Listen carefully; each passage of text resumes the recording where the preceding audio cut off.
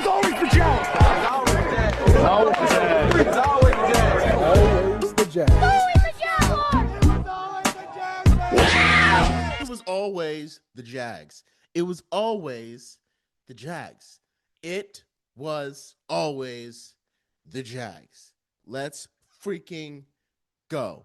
The Jacksonville Jaguars. Welcome into Always the Jags, your number one podcast for everything Jacksonville, everything Jaguars, everything Duval.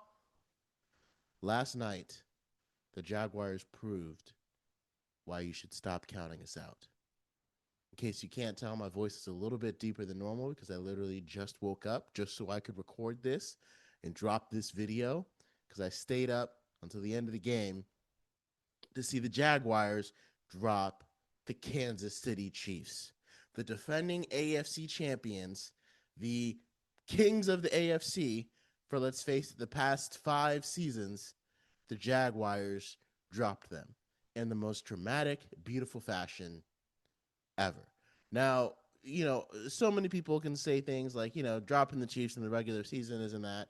You know, plenty of good teams have beat the Chiefs in the regular season, yada, yada, yada, whatever. It really only matters in the playoffs, yada, yada, whatever. I don't care. I do not care.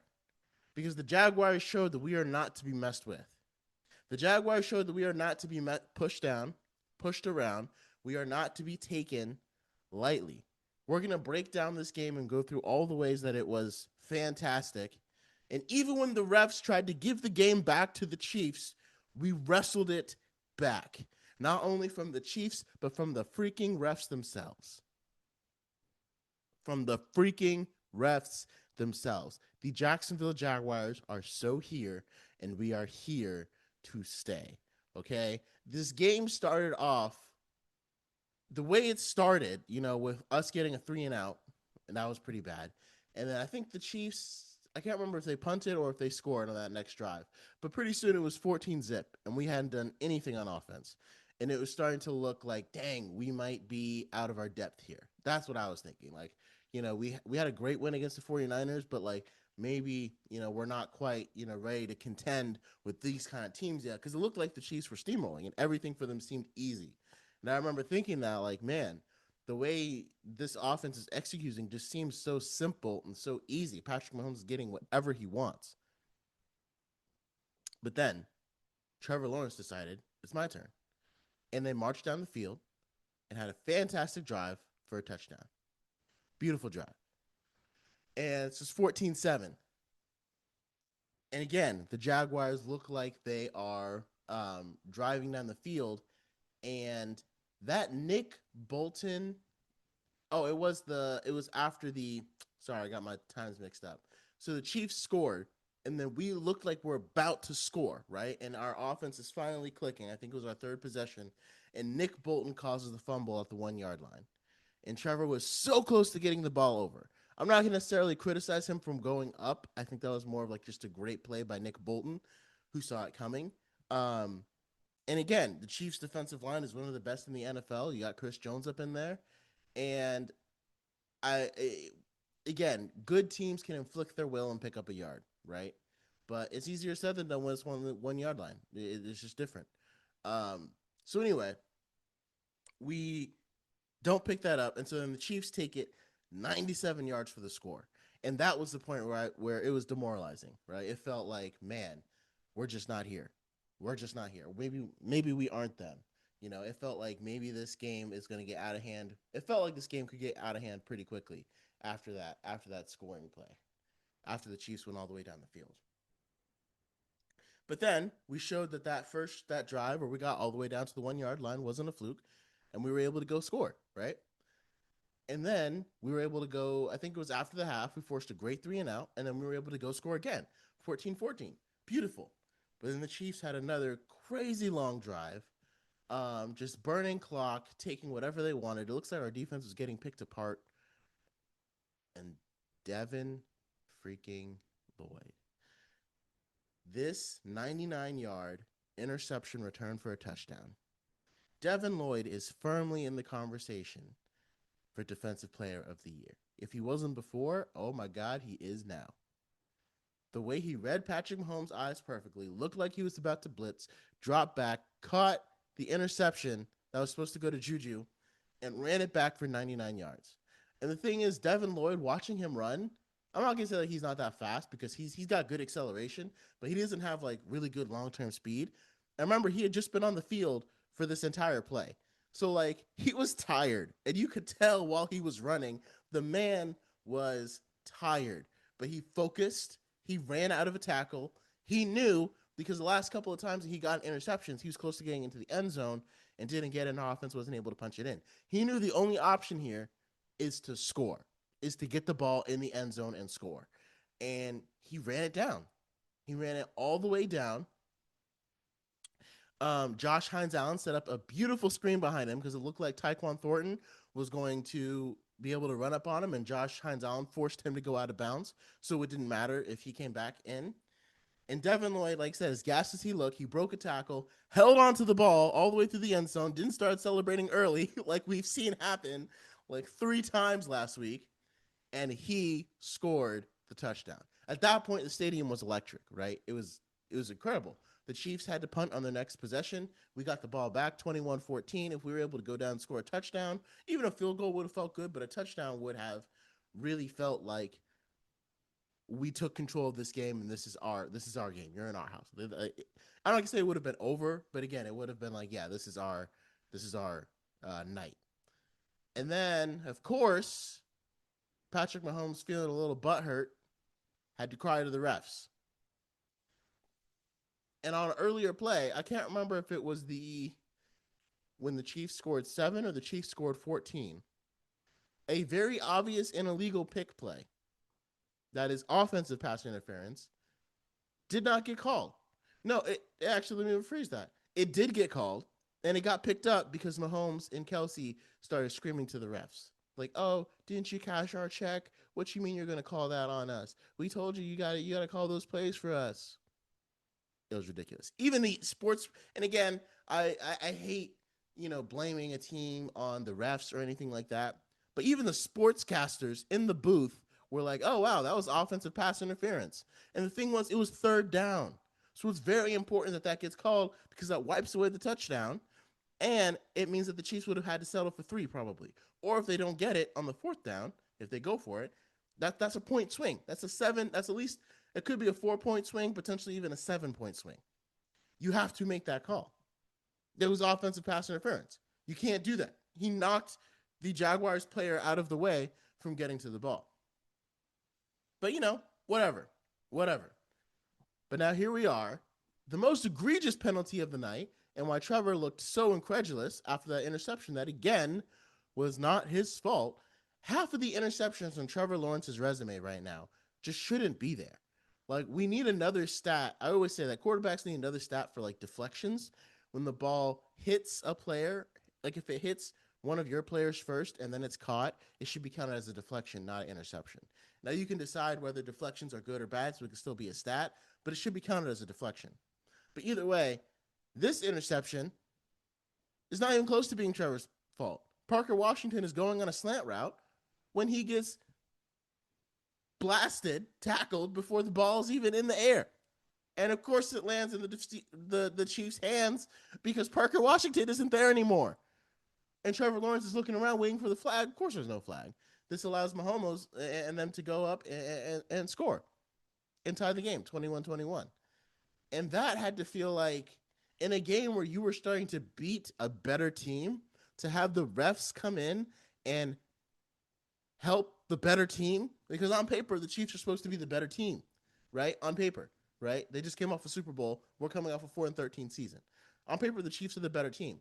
And so to have a situation where we're about to potentially go take this game from a better team in our home stadium, to have the refs help you, I would argue that could be even more demoralizing, because it's like, well, what can you do? Even if we're playing well, it doesn't matter if we're not getting calls when people are doing illegal crap. Had to get on my soapbox there for a little bit. So the game keeps going. We get the ball back after the Chiefs, of course, score an easy touchdown because, they were right there at like the 15-yard line.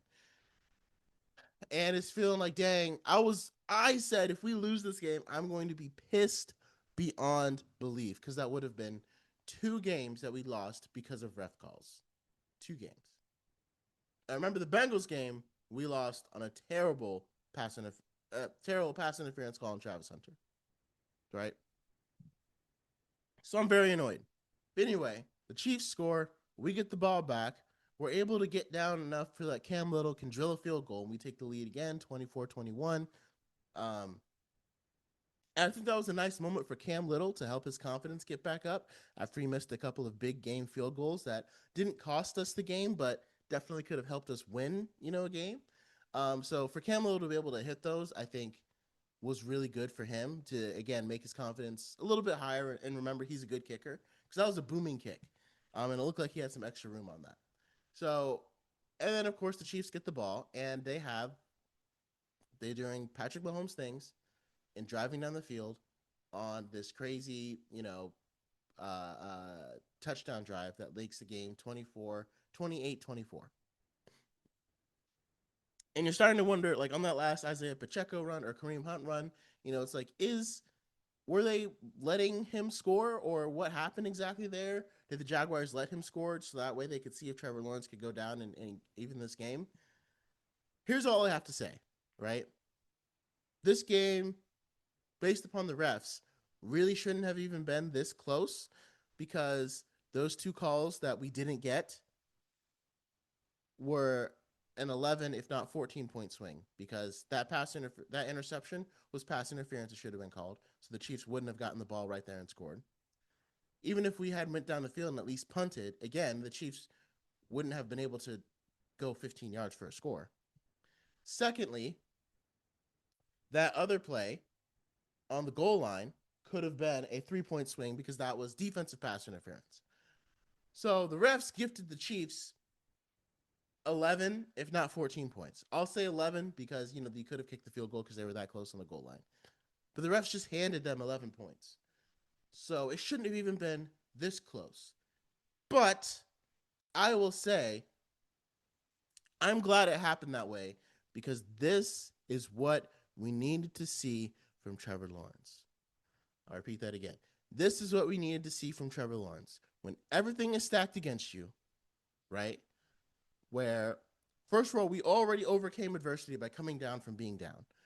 But when bad calls happen, everything is stacked against you. The game is on the line, and the Chiefs, you have a superior team, or a seemingly superior team. The game is on the line. Everything is stacked against you.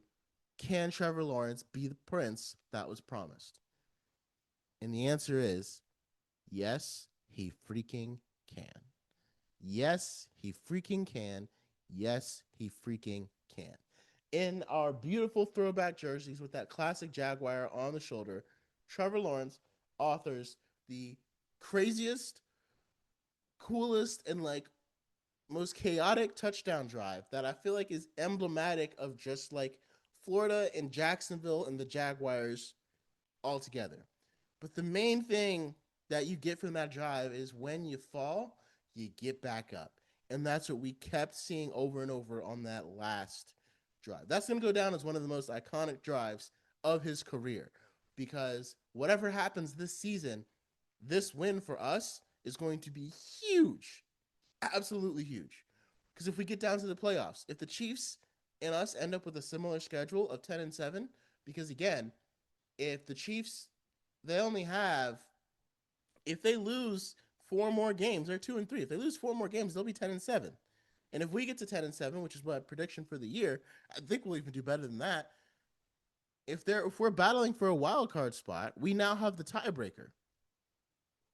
If it gets down to it and the Chargers end up flaming out and it's a battle for the number 1 seed in the AFC, we have the tiebreaker over the Chiefs. We could end up with the number. It's not too early. I don't want to count chickens before they hatch, obviously. But it's not too early to start talking about seeding and number 1 seeding because this kind of win would take the number 1 seed away from the Chiefs if they were going to get it. Now, obviously, the Bills are still rolling even though they just lost. But let's remember, who are the leaders in the AFC right now? Jags, Bills, Colts. We're all tied at 4-1. It's crazy. But anyway, game is on the line. Trevor Lawrence marches down the field on a bevy of just crazy. And at first, And again, it wasn't like it was easy. Like at first, the drive looked like it wasn't going to happen. He has a scramble for about 5 yards that, kind of looked a little wonky. And then he loses 2 yards on a scramble when he should have thrown the ball away. He had a chance to throw it away. He really wanted to do something, but taking a sack is the worst thing you can do. And, he's not fast enough to outrun these. He's not Lamar Jackson where you can just like squish through and get past these defensive tackles or defensive linemen of the Chiefs. So here he is marching down the field, and then he throws a beautiful over-the-shoulder pass to Brian Thomas Jr. Beautiful, absolutely gorgeous. Right out of the hands of the Chief defender, and it lands perfectly in Brian Thomas Jr.'s hands. He remembers that he has hands that they can catch the ball really well, and he goes out of bounds to stop the clock. And then Trevor has another pinpoint pass to Dyami Brown to pick up another 13 yards in about maybe 3 seconds, and again stops the clock. And it's picture perfect. Like, this is the Trevor Lawrence that we wanted and need. This is the Trevor Lawrence that deserves to make $275 million, right? This is the $55 million a year quarterback. And then we get down to the field, and it's time to put the ball in the end zone because, we have to score because it's 28-24. And Trevor throws a beautiful pass to, he throws a shaky pass that was almost picked, almost a flag. There's a lot of contact by both there. Second play, Dyami Brown did a good job on a screen pass, taking it and having it not turn into nothing because you have to excuse me if I'm wheezing in between each one because I kind of lost my voice screaming at the TV last night, and I'm doing my best. But anyway, Trevor, he threw a screen pass to Dyami Brown, who broke 2 tackles just to pick up like 3 or 4 yards. But it almost was going to be a tackle for a loss. And so I thought we should run the ball there because, number one, the Chiefs weren't expecting it. And number 2, we had plenty of time. And number 3, it could have broken off and gotten us a good play. And then we could have decided, what to do from there. We didn't necessarily need to throw once we got that play to Dyami Brown where he ran out of bounds.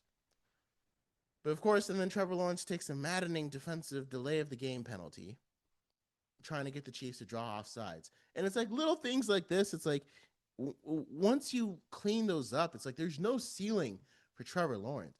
It's just like, why are rookie mistakes still happening in year 5? Like, just get rid of them, and you will be in the upper echelon of quarterbacks. It's just that simple. Anyway, so, and then Trevor throws it's 3rd and 13. It's kind of like, I'm thinking we don't need to go for it all, right? But they do on 3rd and 13. I'm like, we can get closer to try to pick up the first down because it is 4-down territory, obviously. Trevor throws a pass, but Trevor saw something that, obviously we would have all made that throw because he sees Connor clearly committing pass interference on Brian Thomas Jr. and throws the ball. And that's what a lot of quarterbacks will do. Like, you might wonder why we see more pass interference plays is because when a quarterback sees that a guy is about to interfere with the receiver, as it has his back turned to the quarterback, and the receiver looks like he's open, they'll throw the ball there every time because the worst thing that's going to happen is going to be a pass interference call, right? So like when Trevor sees that Connor's back is to him and Brian Thomas Jr. is running, even if they're step for step and Brian Thomas Jr. is not technically open, if I throw the ball, Connor is going to see Brian Thomas Jr. If I throw the ball, Connor's going to see Brian Thomas Jr. leap for the ball. He's going to leap too. His back is turned. That's pass interference. And he literally was holding Brian Thomas Jr.'s arms down while he was trying to catch the ball, right? And so you could say over and over again, like, oh, we hate when games come down to a call. Really? This was textbook pass interference. And also the Jaguars deserved to get one after missing obvious calls that made this game way closer than it should have been. Obvious pass interference. We get the call. And then on 1st and goal, we have opportunities to punch it in, but like the most devastating thing that possibly could have happened because the right guard stepped on Trevor Lawrence's foot. Again, the second time it happened. And Trevor Lawrence stumbles to the ground. And then he tries to get back up and stumbles again. And I think at some point, what happened is like when Trevor stumbled, his initial reaction was to like protect the ball. But I think he realized and like why he like stumbled and got up again. Because I think he realized he wasn't touched. So he's like, oh, I'm not actually down. Because whenever you stumble, like the risk of a fumble is huge. And a fumble obviously would have been the worst possible thing to happen in that moment. So your instinct is automatically going to be you got to protect the ball. But I think Trevor realized when he went down, and like that's why he kind of stumbled again, that like I was never touched. So then he gets back up, breaks a tackle, and runs it into the end zone. And again, if that's not emblematic of this entire game, our entire season, our entire city, our entire city of being knocked down and getting back up and doing incredible things, I don't know what is. And Trevor Lawrence goes in and wins that game. So thank you, refs. Thank you, Chiefs, for giving Trevor Lawrence a chance to prove why he's the guy. Because I'm not saying this should have been a blowout, but it should not have been this close. We should not have needed a Trevor Lawrence game-winning drive. But we did, and we got it again. And Trevor had a lot of these in 2022 against the Cowboys, against the Ravens. A lot of come-from-behind wins. But you don't do that against the Chiefs. You're not supposed to do that against the Chiefs. This is showing why it's different, and this is showing why Liam Cohen's offense is different. And now we can get into a little bit of what I think is going to, because like after this game, I'm watching it and I'm like, who can't we beat? Who's on our schedule right now? After taking down the Chiefs, who's on our schedule right now that we can't beat? Now, sure, the Chiefs have 3 losses, right? But they lost to a Chargers team that just lost to the Giants and the Commanders. They lost to a Eagles team that's, potentially going to repeat in the Super Bowl, although they just lost to the Broncos. And they lost to us. So who can't we beat on our schedule? Who's on a schedule that we're looking at that and it's like, oh, no way. Right now, the Colts are the biggest threat to us, which is not something I thought I'd be saying of this at the beginning of the year. So let's go into why Liam Cohen's offense is different and better. First of all, Travis Etienne had some really great runs again. Still playing well. Even when he's not the center of attention or the game, where he's not breaking up big runs, he's still doing incredible things. He picked up I saw him pick up at least 3 different blitzes. And again, that was the number one thing that was hard with Travis Etienne because he couldn't pick up blitz because he's a smaller back.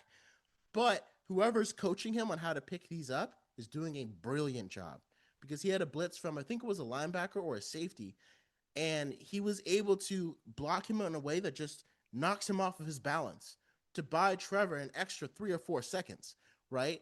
And so whatever they're doing to help Travis Etienne block is making him a valuable running back. It's making, like, he's exactly, because as a running back, you got to be able to pick up blitzes. And Bashal Tutin had a really nice blitz pickup as well. And obviously, LaQuinn Allen is one of the best blitz blocking running backs in the league. So the fact that our running backs can do this is also adding another element to the offense because a lot of times running backs can get knocked over and knocked down by, bigger guys coming at them. Defensive tackle versus a running back, when you're trying to block, defensive tackles can literally pick up running backs and just like throw them over their shoulder, unless it's like Saquon Barkley, depending on the running back. So it felt like Travis is learning how to use the momentum of a rusher against them and put them on the ground, like the kind of way that someone that's smaller might use that against a bigger opponent. And it's beautiful. So even on a day when Travis didn't have a touchdown or a bunch of crazy runs, he still was doing things that helped our offense score, So he was playing insanely well. We finally got some emergence from Travis Hunter. And we finally got some nice plays to Brian Thomas Jr. I think he only had 2 or 3 catches in this one, but they were pivotal catches that we need in that moment. And I think the number one thing that we're realizing, because we were waiting for the passing game to get unlocked.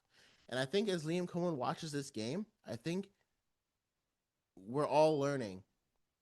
And I think he's realizing play action and scrambling is going to open up the pass game for us. Because right now we've been using the run game, and our offensive line has been great at blowing holes open in the run game. But the passing game still hadn't been unlocked yet. We were still waiting on that passing game to come to life.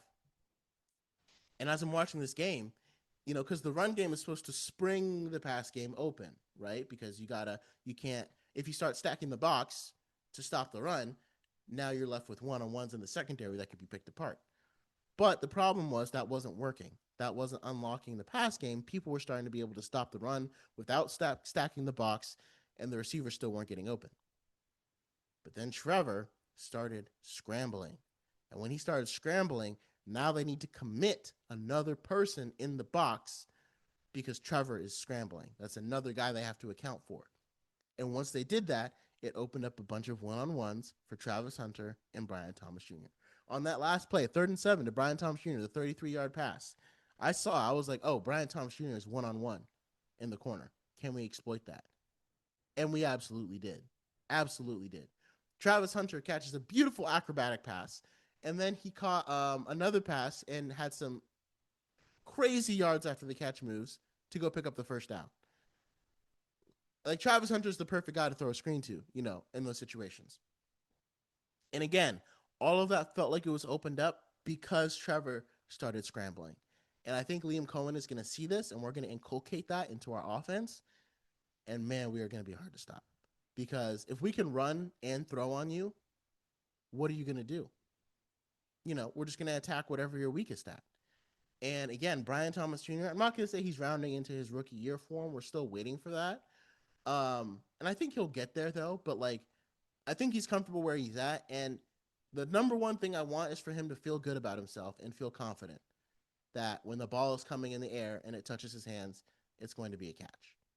And working out that kink feels like the right direction. Travis Hunter only allowed one catch on defense. He's coming along quite nicely. I mean, it took some time. We all were saying offensive rookie of the year. That was kind of early. But the more the Jaguars continue to roll, the more opportunities Travis Hunter will get to show why we moved up to go get him. And that acrobatic catch, that 44-yard catch, is why we went up to go get him. That's what we needed.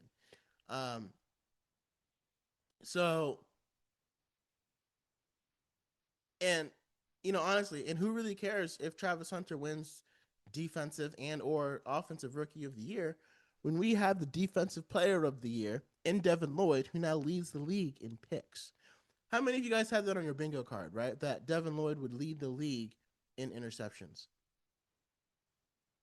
How many of you would have it on your bingo card that Devin Lloyd would have more touchdowns than Travis Hunter or T-Mac? Devin Lloyd has more touchdowns than a lot of offensive players in the year right now. Granted, it was a 99-yard return. That touchdown will probably, be reversed at some point. But yeah, how many people had that on their bingo card? So the way everything, and here's the best part about the fact that we beat the Chiefs. Trayvon Walker was out. He wasn't playing. One of our best defensive linemen, defensive end, who's having a crazy good year, was out. We lost Robert Hainsey in the middle of the game and had a 7th-round rookie center, Jonah Monheim, have to step up in the biggest moment of his entire life. Brenton Strange went out of the game, arguably our best player on offense because of how sure-handed he is and how well he blocks. He was out of the game. Now, I don't think any of these guys are going to miss significant time, but we won without core pieces to our team. And the Chiefs were down like Rashid Rice. I think Xavier Worthy came in and out of the lineup, right? But we were missing core pieces to our team, right? Chris Jones played the entire game. He never went out. It was actually pretty funny because at some point it feels like he just kind of let Trevor, he just kind of watched Trevor, stumble. I think he thought the play was over when Trevor stumbled, and then when Trevor ran it for the touchdown, he just didn't feel like going after him. Whatever, fine by me. You do you, bro. We still won that game. So to have those players out and still come in with the win, that's resilience. That's fierceness. That's exactly what we've been missing from this team. And again, you look at the Jaguars in the past 10 years, and it feels like we get a crazy high, and then there's a letdown, and then it's like a crash and a rebuild, and then a crazy high, and then a letdown, then a crash and a rebuild. And it's almost like, how do we prevent that cycle from repeating from 2017 to 22 to right now? And I'm telling you, If you're wondering, like, why should you believe, why is the Jags team any different than the 2017 one that lasted about a year and the 2022 one that was a flash in the pan? Watch Liam Cohen's post-game locker room speeches and compare them to Doug Marrone and Doug Peterson. I think Liam Cohen feels like he's a coach, but he also feels like he's one of them because he brings that same. I think that's why that youth movement and coaching is happening around the league too, because younger guys just tend to have more energy and more fierceness, and that's rubbing off on the team in the best way possible. Literally the best way possible. And I think that's infecting us and making everybody play with just a different kind of energy that some people just don't have. And again, scheme is very important, and Liam Cohen's scheme is great. But there's nothing like the adrenaline of feeling pumped up because, again, as Tony Baselli always says, there's a lot of things about scheme. There's a lot of things about here and there in the NFL. But what it ultimately comes down to every play is beating the man in front of you. Ultimately, that's all. Every single NFL play, everybody has an assignment and things they got to do. But most, if not every single NFL play comes down to beating the man in front of you. Whether if you're a wide receiver, that means beating your cornerback that's guarding you. If you're a cornerback, that means beating the wide receiver that's guarding you. Offensive tackle, defensive end. Like it mostly comes down to beating the guy that you have in front of you. And the Jaguars are doing that. And that kind of adrenaline and rush and ability to do that comes from the fire of the coach. Because when you're playing with that extra like oomph and adrenaline, you can do things you can't normally do. And that allows you to overwhelm the guy that's in front of you, right? And that's what it felt like. And again, I'm not going to say that we're going to steamroll our entire season. I know we have more losses on the horizon, but I picked the Chiefs to win. And now I don't know if who on our schedule I should pick the Jags to lose to. Like maybe we'll split with the Texans again. Maybe we'll split with the Colts. And the Texans look better, but man, that Ravens defense was just gassed. So it was completely torn apart, and they were going against Cooper Rush. So it's kind of hard to believe in the Texans, right? But in a week that saw the Colts demolish the Raiders and the Texans demolish a Lamar Jackson-less Ravens, the Jaguars came up and made a statement by defeating the Chiefs. And even after 3-1, after beating the 49ers, who were kind of people said were Super Bowl contenders this year, we still weren't getting any respect. And the 49ers had their starting quarterback. So it's not even like we were going up against Mac Jones, right? Like we were going up against their starting quarterback. Like the Texans beat a Lamar Jackson-less Ravens. So in the national media, even on people's feeds, I don't want anyone to talk about the Colts have better wins than the Jaguars. I don't want to hear that, the Jaguars just, had a good schedule to begin with. I don't want to hear that the Colts are still the team to beat in the AFC. No, the Jaguars are the team to beat in the AFC. The Jaguars are the team to beat in the AFC. You look at everybody that we've beaten and you compare it to who the Colts have beaten, there's no competition. There's no competition. We beat the 49ers, the Texans, and the Chiefs. The Colts beat the Broncos, right? The Raiders. They beat the Titans, and they beat the Dolphins, who just lost to the Panthers, who the Jaguars beat. The Jaguars are the class of our division right now. The AFC South belongs to Duval. Okay? We are beating teams we are moving up our weight class in the way that we're beating these teams. So I don't want to hear it. Like I heard someone on a podcast be like, what have the Jaguars done? Look at what just happened. Look at what just happened. The 49ers are better than any team the Colts have beat this year. Any of them. And the Jaguars beat them. The Chiefs are better than any team the Colts have played this year combined. And the Jaguars just beat them. I don't want to hear that anymore. The Jaguars are here to stay. And this is our division until it's taken from us. We have the better record, and it'll only continue if we go in and beat the Seahawks when they come to town. And this showed that we're equipped to fight a defensive struggle against the Texans, 10-7 game, low scoring. And we're equipped to win a shootout against the Chiefs, where we're both close to scoring 30 points. And that's important because now we're going to talk about how we're going to beat the Seahawks. Because the Seahawks and the Buccaneers maybe just played an instant classic in the way that Sam Darnold and Baker Mayfield were just going back and forth up and down the field. And, honestly, I'm happy for Sam Darnold because I think it's impressive that, he's bounced around to different teams. But after that resurgent year with the Vikings, he was able to come to the Seahawks and keep that going. Because a lot of people wonder, like, oh, was that just Kevin O'Connell and Justin Jefferson? And in some ways it was, but he's making it work in Seattle. And they're playing really well. That's going to be a challenge. I'm not going to say more of a challenge than the Chiefs because Mahomes, again, is just different. But it's still going to be a challenge because the Seahawks defense is playing well. They get after it. They've got a pretty good secondary. But Tariq Woolen isn't playing as well. And teams are starting to pick that apart. And Tariq Woolen will either be covering Brian Thomas Jr. or Travis Hunter.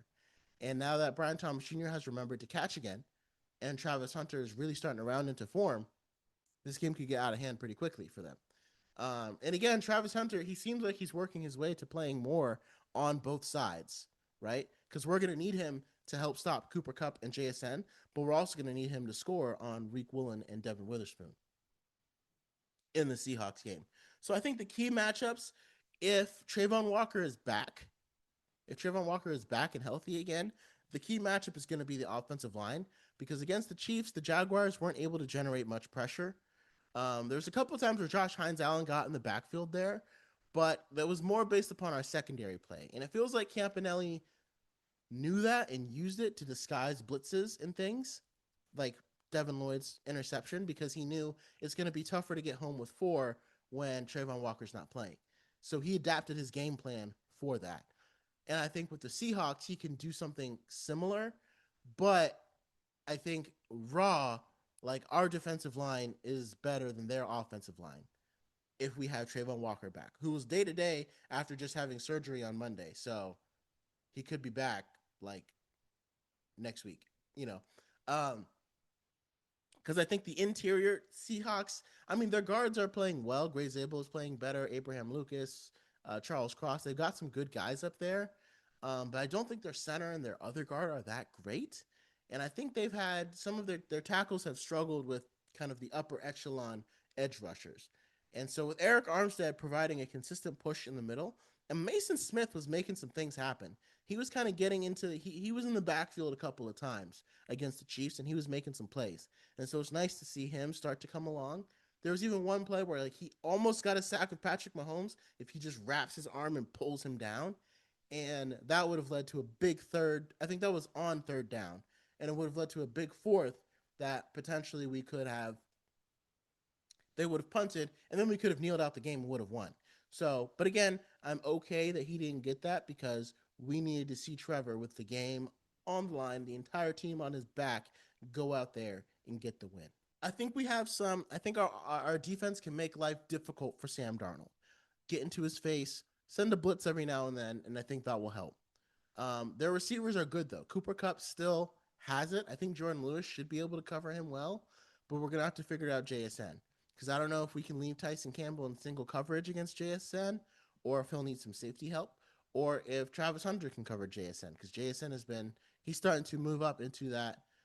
I'm not sure why he wasn't in the top 5, top 10 conversation coming into this year, but he's starting to move into the top 5 conversation in receivers. So if we can cover them, maybe give some safety help, and let Jordan Lewis handle Cooper Kupp, which should be a fine matchup, I think we'll be able to get some nice pressure on Sam Darnold and just make things tough for him. And again, with our run defense playing the way it is, having Trayvon Walker back will really anchor that run defense. And then that'll pressure him into hopefully we can get a Sam Darnold mistake, like when he threw that interception against the Buccaneers. And that could be what we need in order to turn the game, because it could come down to one interception, right? The way that game came down to. And again, the Chiefs hadn't had any takeaways. We've had 3+ in each of our last 4 games, and we forced one here. And it was the biggest one of the night. I think the Chiefs only had like 1 takeaway all year. So again, it was a strength meets a weakness. And the fact that we got a takeaway against a team that had only given up 1 all year kind of proves that it's not really just luck. It's not just luck. with these takeaways and interceptions. Like it's because sometimes takeaways can be partly luck, being in the right space at the right time. But this is luck, and Camp Campanile has developed a scheme that forces turnovers, that creates turnovers. And the Chiefs have a scheme that limits turnovers. So when those come together, we still were able to get one, but the fact that we were able to get one shows that like this leading the league in takeaways is not a flash in the pan. This is something that's actually sustainable for our team. So I think that'll be the key. Force Sam Darnold into mistakes because he's playing really well. He's played really well, but he still makes mistakes, just like any quarterback. So force Sam Darnold into mistakes, and we can get a win against the Seahawks. I think another thing for our offense, the Seahawks defensive line is doing pretty well, but if our offensive line is healthy and able to stay out there, I think we should be able to handle them. They have some good guys in the middle. I think Leonard Williams is still on the Seahawks, and he's still a force to be reckoned with. Boye Mafe is starting to come along, but other than that, their edge rusher, their other guy, I'm not sure how great he is. Walker Little has kind of been up and down this year. I kind of thought he would be better. Anton Harrison is playing extremely well right now. And he went out of the game for a little bit, but came back. So hopefully he's all right. We'll definitely need him in this game. But Anton Harrison is starting to show that he can one-on-one some of the better pass rushers in the league. And Walker Little had a fantastic pancake block that allowed Trevor to spring and get into the end zone on that last play. So Walker Little, I think, has been, he's been surprisingly up and down. I still believe in him, but I was kind of expecting him to be a little bit better this year than what we've seen. It feels like he wasn't as good as he was in years in the past, like last year. So that was a little surprising. But I still think he has a good opportunity against the Seahawks pass rush.